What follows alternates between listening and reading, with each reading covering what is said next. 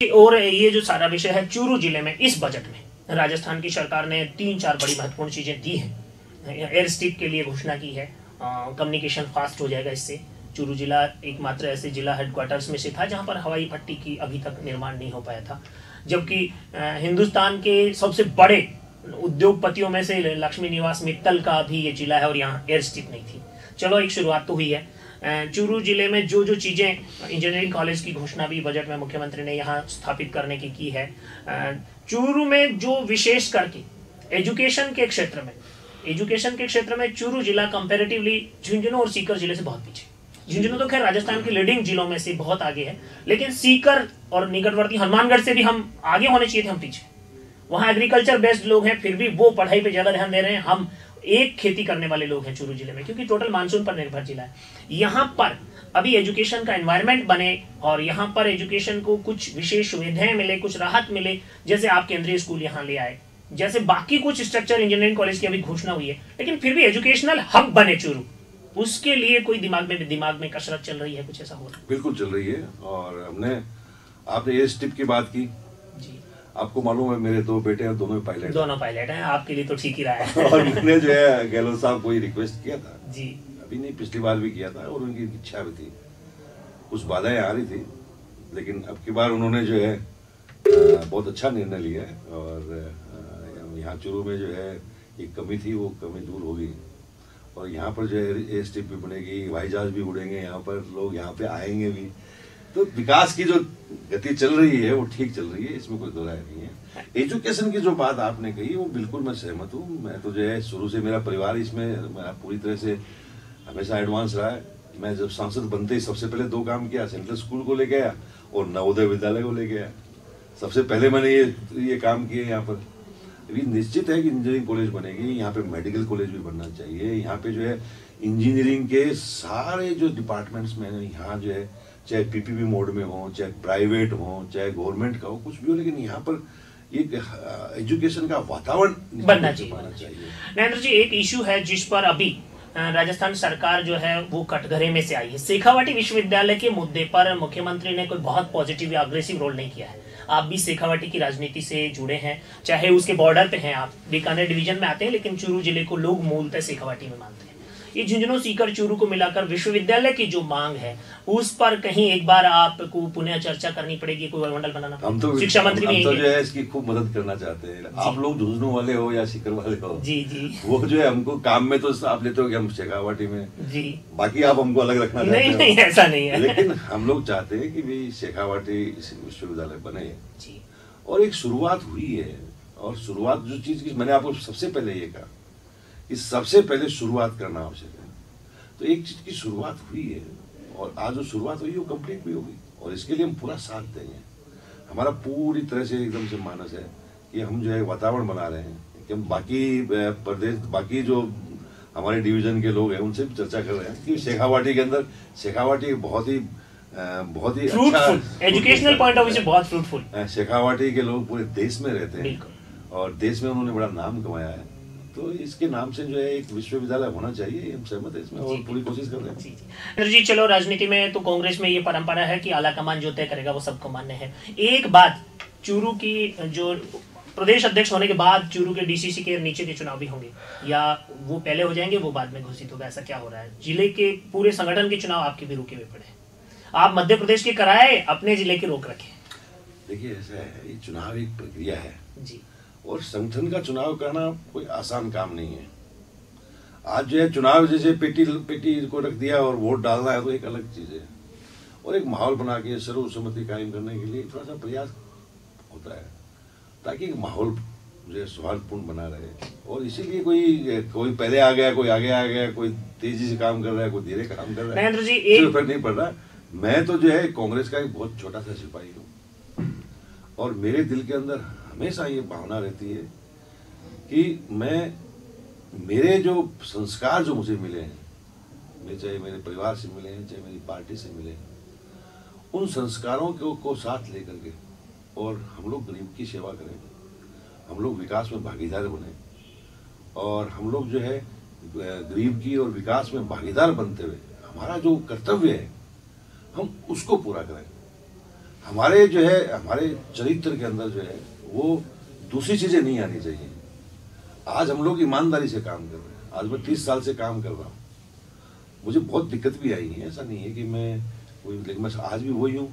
आज वही छोटा सा कार्यकर्ता के रूप में काम शुरू किया था, आज वही छोटा सा कार्यकर्ता हूँ। मुझे जो काम पार्टी से मिलता है, जो काम मुझे करना है, मैं ईमानदारी से करता हूँ।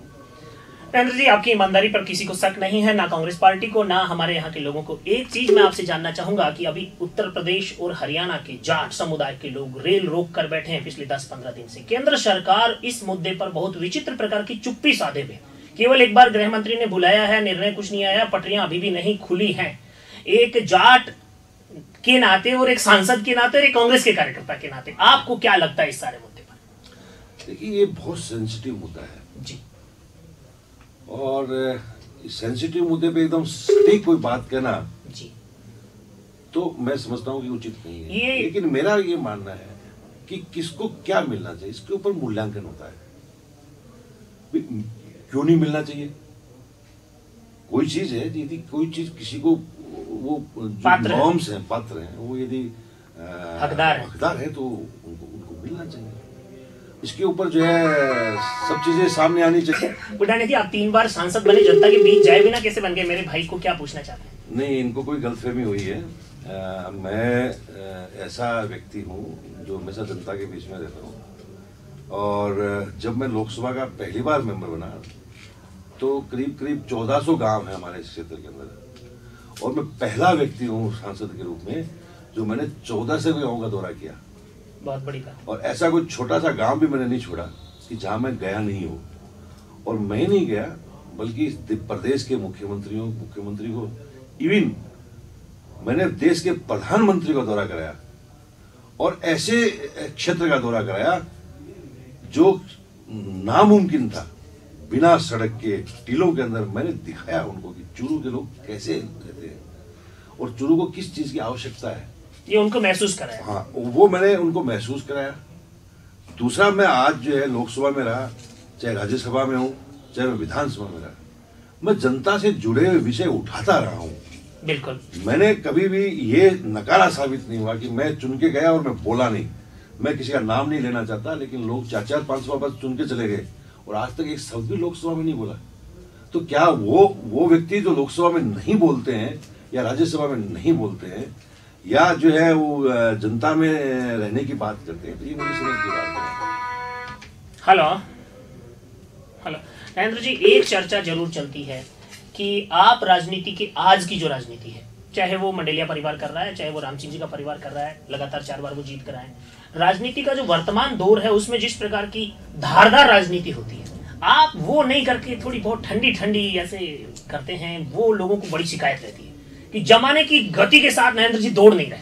देखिए, मैं राज्यसभा का सदस्य जी, और ये बात सबको ध्यान में रखनी चाहिए कि ये राज्यसभा में आना हाई कमांड का निर्णय होता है। बिल्कुल, और हाई कमांड चुनता है उसको जी। हाई कमांड फैसला करता है कि किसको राज्यसभा में जी। लोकसभा के व्यक्ति को या एमएलए का अलग काम है जी।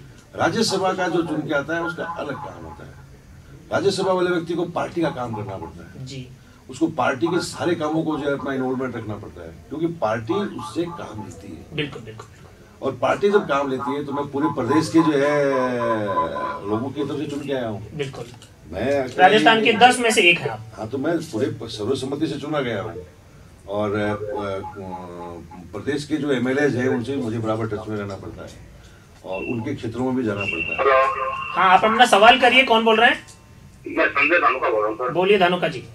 मैं बुढ़ाने के बाद धन्यवाद करना चाहता हूँ सर। क्या हम चूरू जिले से 2 पार्टियां प्राय सांसद में आई है जी, बीजेपी और कांग्रेस जी। जितना बुढ़ाने जी बोलते हैं संसद में दिखते हैं, दूसरी पार्टी वाले को हम देखते रह जाते हैं लोकसभा टीम में, दिखते नहीं वो जी। तो बुढ़ाने जी का धन्यवाद करना चाहता हूँ। धन्यवाद। ये धन्यवाद कर रहे हैं कि लोकसभा राज्यसभा में आपकी सक्रियता की। देखिए, ये मैं बात अभी आपको कहना चाह रहा था, किसी की मिसअंडरस्टैंडिंग हो सकती है। मैं आपको शुरू में कहा कि मैं बहुत साधारण परिवार का हूँ और मैं आज उसी प्रत्यक्ष में सब चीज देखता हूँ। कॉल शुरू हो गए हैं, मैं अटेंड करता हूँ। हेलो, हाँ जी। आपने जहां फोन किया वहीं से बोल रहे हैं, आप अपनी बात करिए। ये भी झेलना पड़ता है यहाँ बैठ करके, ये जनता का मामला है। जैसे आप झेलते हैं वैसे हम भी झेलते हैं। नरेंद्र जी, कार्यक्रम की मर्यादा और घड़ी ये कह रही है कि हमारा कार्यक्रम समापन की ओर है। अंत में आप होली के इस पर्व पर मेरे दर्शकों को क्या कहते हुए अपनी बात पूरी करें? देखिए, मैं आपके दर्शकों को होली की हार्दिक शुभकामनाएं देना चाहता हूँ जी। और इस पर्व पर वो खूब फले फूले और उनका परिवार जो है खूब आगे बढ़े, खुद आगे बढ़े, स्वस्थ रहे, खूब संपत्ति उनके पास आए और शुभकामनाएं। और चूरू के जिन लोगों को आपके टच में रहना हो वो आपसे हमारे माध्यम से या सीधे आपके माध्यम। हेलो नरेंद्र जी, बुडानिया जी, एक दिन एक चर्चा यहाँ चल रही थी और उसमें एक जो पात्र थे उन्होंने आरोप लगाया था कि बुडानिया जी ने राज्यसभा के सांसद के रूप में उनको जो बजट मिला वो खर्च नहीं किया। वो उस सवाल पर, ये शायद उस सवाल को रिवाइज करके जानना चाह रहे हैं कि आपने अपना कोटा ही खर्च नहीं किया। क्या कहेंगे आप? ये बात सही है कि किसी के दिमाग में कोई बात आ सकती है और उनका ये कहना कि 4 करोड़ मिले हैं, तो मैं तो समझता हूँ नहीं कि मुझे 4 करोड़ मिले। मैं पहली दफा राज्यसभा में गया तो मैं उपचुनाव में गया। बिल्कुल, उपचुनाव में गया। और जिनकी जगह में गया तो वो सारा खर्च करके जो है वो मुझे वाल्मीकि जी पूरा कर चुके थे। नहीं, पहले जसवंत सिंह जी पूरा कर चुके थे जी। और अभी जब मैं आया तो वाल्मीकि जी की जगह आया हूँ, तो साल तो अब शुरू हुआ है जी। अभी भी अप्रैल नहीं आया है। इससे पहले तो वाल्मीकि जी का चल रहा है। और मेरा जो मुझे 1 करोड़ रुपया मिला है, डेफिनेटली मेरे जो है इस कार्यकाल का तो मुझे अभी अलॉट ही नहीं हुआ है जी। क्योंकि अभी ये जो है वाल्मीकि जी, मैंने कलेक्टर को पत्र लिखा है जयपुर को, उन सबको, कि भी आप उनका जो क्या होता है कि खर्चा का प्रमाण पत्र देना पड़ता है, ये खर्चा हो चुका है, तब अगला जारी होता है किस्त। बिल्कुल बिल्कुल। तो वो मुझे किस्त जारी नहीं हो रही, तो मुझे मात्र अभी तक 1 करोड़ रुपया मिला है। तो वो 3 दिलाए एक तो वो तो वो 3 दिलाए। लेकिन अच्छी बात है, मैं ये नहीं कहता है, लेकिन ये एक समझने की बात है। मेरे दर्शकों को मैं बताना चाहता हूँ कि मैं रेगुलर सीट के ऊपर नहीं गया हूँ, मैं दोनों चुनाव में उपचुनाव पे गया हूँ और उसके कारण और उपचुनाव के कारण जो है मुझे वो पूरा पैसा नहीं मिलता जो रेगुलर सांसद को मिलता है। लेकिन मैं ये मेरे दर्शकों को बताना चाहता हूँ कि मुझे जो मिला है, मैं पहले भी MP रहा हूँ और अभी भी राष्ट्रपति, मैंने कभी भी मेरा पैसा जो गंवाया बजट को लैप्स नहीं किया है। और मैं आपको एक और बताना चाहता हूँ कि बजट लैप्स नहीं होता है ये बजट लैप्स नहीं होता है, किसी को गलत स्टॉप हो जाता है कि पिछली बार का जो बजट यदि खर्च नहीं हुआ तो अगले साल में आ जाता है, तो बजट लैप्स नहीं होता है। तो ये दोनों जिज्ञासाएं मेरे दर्शकों की शांत हुई होंगी और बुडानिया जी ने अपनी स्थिति स्पष्ट कर दी है। उस चर्चा का जो बिंदु उठकर आया था, क्योंकि उस समय भी मैंने यही कहा था कि जब कभी अवसर मिलेगा बुडानिया जी से सीधा इस सवाल का उत्तर आपको दिलवाएंगे। आज अवसर मिला है। बहुत बहुत धन्यवाद इस कॉलर को जिन्होंने, इस बार मुझे 5 करोड़ रुपए मिलेंगे और इस बार 5 करोड़ मिलेंगे, आपको ध्यान रहे। तो निश्चित रूप से मुझे इस बार जो है हम धन्यवाद देना चाहते हैं सोनिया जी को और वित्त मंत्री जी को कि उन्होंने जो है सांसद निधि को बढ़ाकर 5 करोड़ कर 2 करोड़ से बढ़ा के 5 करोड़। तो नरेंद्र जी, 5 करोड़ में से कुछ चूरू वालों को भी हिस्से मिलेगी। चूरू में रोड की हालत बहुत खराब है, जबकि सड़क मंत्री यहाँ के राजस्थान के हैं। आप अपने जो CP जोशी जी हैं उनसे जरा चर्चा करिए। चूरू जिले में सड़कों की हालत जिस किसी भी कारण से खराब है, बहुत अच्छी नहीं है। जो भी हाईवेज के काम यहाँ होने हैं उनकी प्रक्रिया भी, चूरू के बाईपास की प्रक्रिया भी, इन सारे विषयों पर हम आपसे अपेक्षा करते हुए हमारे इस कार्यक्रम में पधारने के लिए, और जब कभी आप चूरू आए हमारे दर्शकों से और हमसे जरूर रूबरू होंगे। नहीं, आपके दर्शकों को बताना चाहता हूँ कि मैं यहाँ कई बार आया हूँ। जी बिल्कुल, मैं तो बिल्कुल। तो नरेंद्र जी बहुत बहुत धन्यवाद। आपको भी बहुत बहुत धन्यवाद। आपके पूरे